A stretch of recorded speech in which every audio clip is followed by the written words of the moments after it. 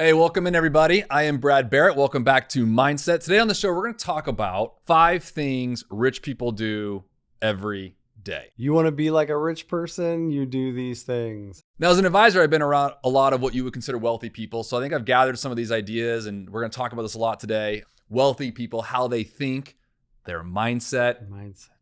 See what I did there? If your daily routine is you on the couch watching TV, that road is going to lead you in 10 years to you on the couch watching TV. Correct. If your daily routine is some of these things we're going to talk about, Yes.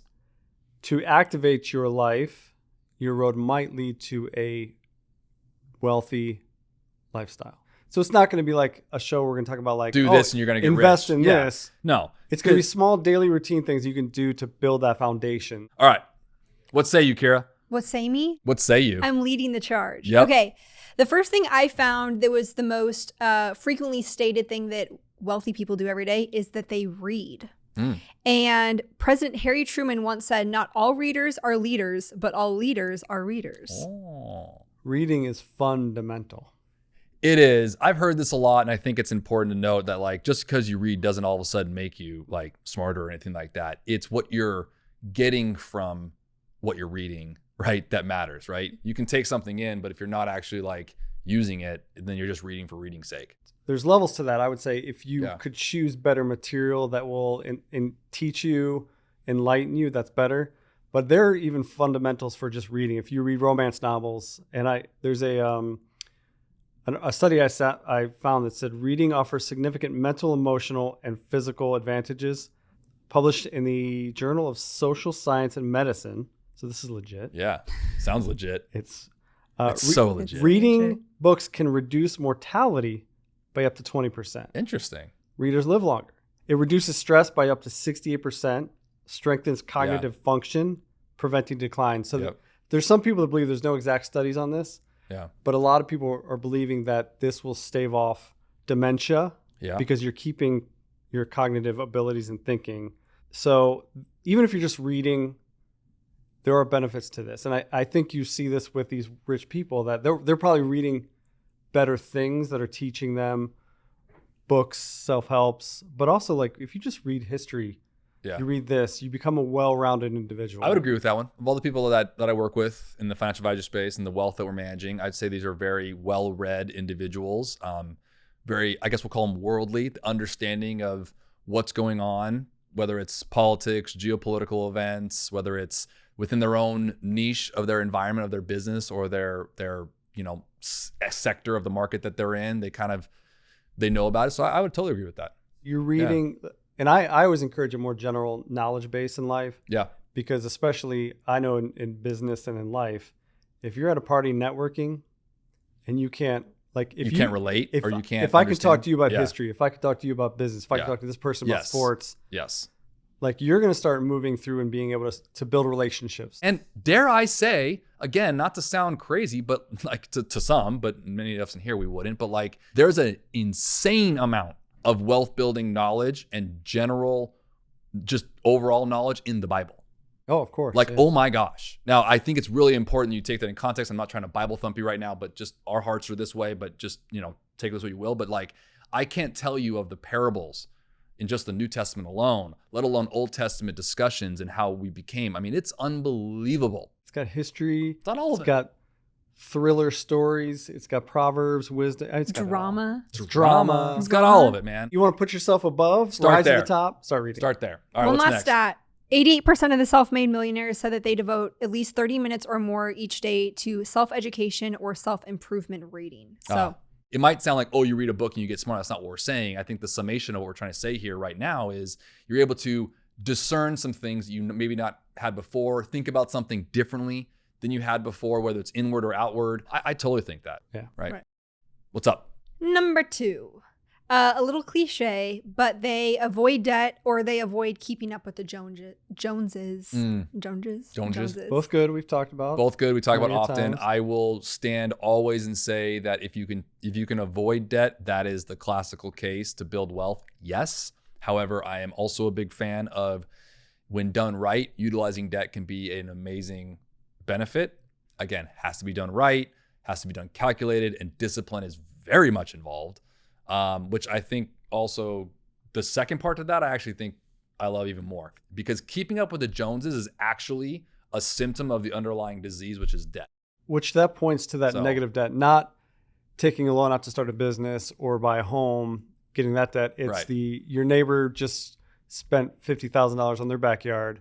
Now you have to, or they just bought a McLaren. Yep. So now you have to buy a Ferrari. Yep. Those type of purchases, not the healthy ones that'll help you build. And it's okay to have those things and nice things. Just quantify it and make sure it fits into your journey. Don't do it because someone else did it. If you can actually afford it. This is, by the way, this is funny because this comes down to our childhood. Our parents always say, well, if your buddy jumped off a bridge, would you do it too? Kind of thing, right? Maybe. That old saying. You know what I mean? Maybe. I don't know. If it was into water, it looked kind of fun if I can cannonball. I was like, yeah, probably. Yeah, so it's kind of funny, right? But we that's a very human trait, you know? It's very studied. So like that's why it's important, I think, when the wealth builder, this comment, it's a very innate trait in most humans, right? Yeah, I think yesterday we were talking about being content, you know?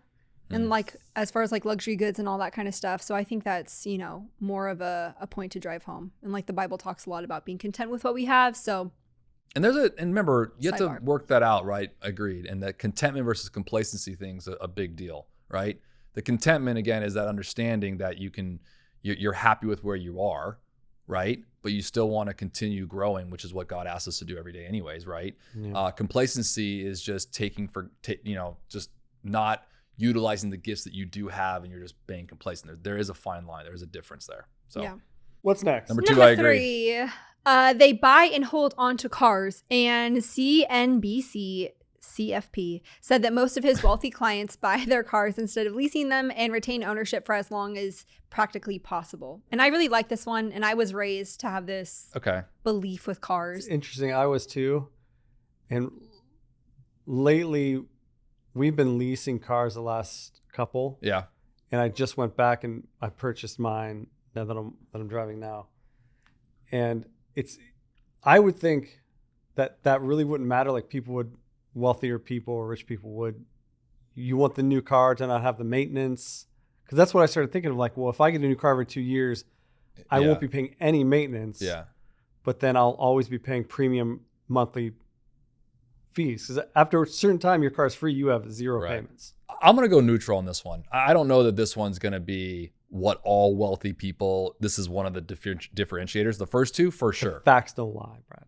Yeah, well, CNBC, CFP. Hold on. Would never lie to us. I agree. To be fair, when I look at my client base, yes, but that's not like the thing they do every day. That's not the differentiator. Like if they didn't do that, you see what I'm saying? Like for example, if they stopped reading, if they stopped getting worldly advice, kind of understanding what's going on in their environment, if they went back into debt, they started living to keep up with the Joneses, those things would deteriorate wealth. Okay, what I'm saying? On a daily basis. We're talking about what wealthy people do on a daily basis to continue not just making their wealth, but keeping it. Well, this third one I say could probably add to it. I just don't know if it's going to like detract if all of a sudden they lease something because they could afford it. But I mean, you always talk about like taking your delta difference and all the arbitrage and what all these things. Whatever it is you the say. Delta difference arbitrage? Yeah, the fadoosh words. Fadooshi. But so like this is making a point to where if you, let's say you do a 5-year car loan. Yeah. 5 years, you have zero payments after that. If you maintain your car, it should easily last 10 years and still have relatively you have 5 years of car payments you could then put back into look that. You're talking to a guy who runs financial plans on cars all the time, and I'll tell you this from loud, it's very subjective. I agree with you. I think I don't want to go in the weeds on it, but like between financing, leasing, buying, there's an adage of like 7 years is kind of the break even. If you're going to keep it past 7 years, then it makes more sense to buy it because it's a depreciating asset, but it also kind of, tends to veer off.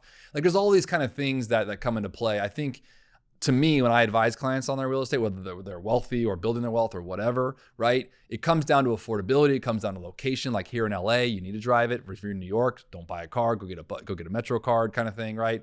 Those kind of things. So like there's just different environments to be in. So this does help. I do agree if you can afford the car. Also, it tells you. Really bursting our bubble on this. Well, I'm just saying, like, look, you came to me. That's what we're talking about today, right? Sure. So if someone, like, for example, let's just make it real simple. If someone had 20 grand, but they want a 50 grand car, I'd say, well, look, if you can afford the 20 grand car, drive that. Right. That'll be a better wealth building process for you than go taking on a payment, taking on whether you lease it or finance it, taking on $30,000. Right? So, yeah, it would depend on which car you're actually buying. That's what I'm getting at. So I'm just saying, but like, In that case, yes, that would be a wealth building proper scenario. Correct. So people I have sit across me, he's like, well, but I'm in it it's like the mattress conversation. I sleep in it every night for 8 hours every night, right? I want to get a, $10,000 mattress, right? I drive the car 2 hours a day. People have different, again, this is the value propositions I'm talking about. So sure. I'm with you, but a little asterisk for me. Whatever. Oh. Okay, number 4. Moving on. They optimize what their job has to offer them. So we're talking 401k, we're talking benefits, we're talking insurance, we're talking HSAs. Smart. Low-cost employer legal services, employee stock purchase plans. All of it, yes. Yes. I think, part of your wealth building process, if you are, this is actually a good junction right now to say this. Speaking of McDonald's, there is a notion out there in our world called the McDonald's millionaire. And I think it's really important to understand this because you do not have to be a business owner. You do not have to invent something. You do not have to invest in the next cryptocurrency and it just takes off to be wealthy. I want to say that again. You don't have to be a business owner. You don't have to invent something. You can be an employee and you can be the best darn employee there is, utilize these benefits, and you can build wealth. The McDonald's millionaire concept in the financial world comes in with regards to this basic principle, which no one wants to hear, but end of the day, if you don't do any of these 5, you do this one thing, you will become wealthy. Spend less than you make and invest the difference. That sounded a little promissory. I didn't say how much. You said wealthy. You will. Wealthy in love. Wealthy in love, wealthy in... I'm not saying it's a guarantee. Don't get me wrong. There's nothing guaranteed in life. So don't take this for gospel here. What I'm saying though is if you spend less than you make, okay, and you invest the difference or you save the difference, okay, think about it. In that simple scenario, you're not taking on debt. You're not keeping up with the Joneses. You are likely buying a car, not leasing it because you're staying, right? You're doing all the things I'm talking about here. It's just math at that point. You know what I mean? The numbers don't lie. The numbers don't lie. So that's where I'm coming from that regard. I totally agree with number 4. You're going to like number 5. Oh, number okay. 5 is my favorite. They time cap their working day. They have a work-life balance. They prioritize sleep and health. They volunteer. That was a big one for them. The morning routine, the infamous morning routine. They make their bed. All these kinds of things. I read this, and this is one I actually read a lot. And this article I read said protect their mornings. And it was quoted Stacey Kennedy. I don't know if anybody knows that, CEO of Philip Morris International US. Like a Kennedy? No, I don't think so. She allows herself 5 minutes to check emails before starting her morning routine. But on an ideal morning, she's up at 6:30, does a walk, does yoga in the morning, a breakfast. But this seems to be a common denominator of people starting their day right. Yes. And I think I've never been a proponent of this because I'm not a morning person. I hate mornings. But now that I'm starting to get up early now, I do breakfast. I want to get up. I've turned him into a morning person. Kind of. I like starting. We just talked about this the other day, getting up early. Yeah. When you start your day, and even on my days off now, I'll get up, I'll shower, have breakfast to where I'll get out of my pajamas or whatever I'm wearing to bed. And it's you feel better. You start your day better and it just continues through the day. I think this is a really key one that people sleep on. This one's the biggest No pun intended. No pun intended. Sleep. That was good. This one's the biggest mindset one that I would totally agree with. Your mindset has to shift for yourself. Again, this is whether or not you have an 8 to 5 entrepreneur, that doesn't matter. Your mindset has to shift. Now, the morning thing I think is important just because the idea there is, and by the way, I do this, and you guys make fun of me, but I'm up every morning, 5, 6 o'clock. I have my own time. I do my devotions. Yeah. You're on the extreme side of it. I'm on the extreme side of it because also when having kids, my kids get up at 6:30. So I had to go extreme because I needed my own time. And I come in a little bit more filled up. I fill my cup up for me. I get my time with God. I get my energy out. I get my workouts in, all kind of things. So I'm from the mornings I don't have that, it's kind of hard. I feel like I'm scrambling. I feel like I'm behind and it's I never catch up. Discombobulated. So it's your first hour or two of when you start your day that I think really needs to be controlled for you. If all of a sudden you wake up and the first thing you're already at the behest of somebody else, whether it's an email, a phone call, or a text or whatever it is, you don't realize it, but psychologically, mindfulness, you're chasing your tail. And I read a lot of these people. A lot of these people will not pick up their phone for an hour. So my phone is off. Get off electronics and never start your morning on that. My phone, I don't do the best job of this, but my phone is typically not around me when I'm at the gym. I kind of leave it in the locker or something like that. I want to just be present when I'm there. You got to create some space for yourself. That's largely what number 5 is talking about. create space. Space allows for creativity. Space allows for thought processing, good thought processing, not jumbled thought processing. All these can bring you to a clearer mindset into whatever it is you're trying to do. So understanding where that plays in. Love number 5, big fan of it. I think it's just important to caveat that if you're not a morning person, don't all of a sudden to get up at 6 when you don't have to do anything till 2. It's just owning those first 2 hours of your day, I would say. Yeah, and my last tip, personal tip. Oh. Personal tip. Oh, this would be good. Let me get comfortable for this. Give us that knowledge.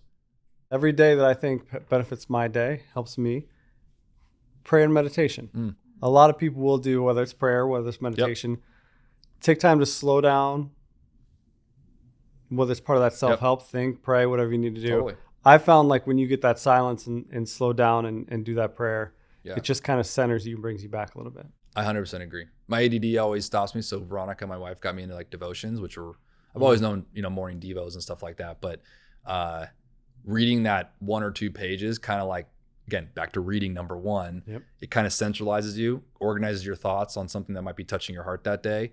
Pray, meditate on that. And it totally does. I'm big on that.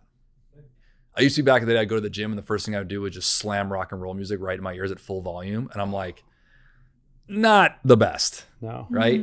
Now I'm listening to like a Rick Warren message or something like that, or I've already done my Devo before going there and I'm kind of listening to nothing, just talking to people around there. Connection is a big part too. Like, I don't know if that's on here, but I will say like the people that I notice that are very wealthy, that kind of goes with a lot of these things we're talking about, are very connected. Now I'm not saying that they're all extroverts by any reason. In fact, many of the ones I know that I'm thinking of are, I would classify as introverts, but they are relationship driven. So they're not going out and talking to 10 people at a time kind of thing. That's like scary a lot of people, but I'm saying they're very deep in their relationships and they spend time with them. They go meet with people on a regular basis to have coffee with a good friend or a colleague or a family member. Like, there's depth in a lot of this too, Any other personal tips? No, but I do want to share one thing. There was an author who spent 5 years studying wealthy people for a book called Rich Habits. And this is from... I heard about this book. Yeah. Business Insider was writing about this. Yeah. And they said that a lot of the traits that they studied that, created this pattern, they saw that, well, I'll say wealthy people. Wealthy people are actually doing habits that we know we should do, but we don't, and they are. So I feel like these are not, new ideas we're coming up with or stating on the show, but they're things that we hear all the time we should do. We should read, we should exercise, we should eat well, not overspend. Follow through. But they're just things we're not doing, and they are. That's actually well summarized. I think that's well summarized. Get after it. Believe it or not, if you don't listen to any of these 5 things, you just listen to this, do the things, the golden rules of these worlds that we know we should be doing, and likely that's going to be a better successful outcome for you. And likely you and I have been saying this for like 2 years. Yeah. I got to eat right. I got to exercise. I got to read more. Just do it. Just do it. I mean, that's that. Remember my original, the top of the show, I was talking about that Nehemiah environment. Go, do, activate, right? You got to activate. That's a very important thing. If nothing else, the main thing is that's the thing that sits on top of these 5 that we brought up is these people are going. They don't know how they're going to do it, right? Okay. The what always comes before the how. You ever heard that statement before? No, it's true. The what always comes before the how. You know what you want to be doing, but you don't know how. And that's kind of like what paralyzes people. Yeah.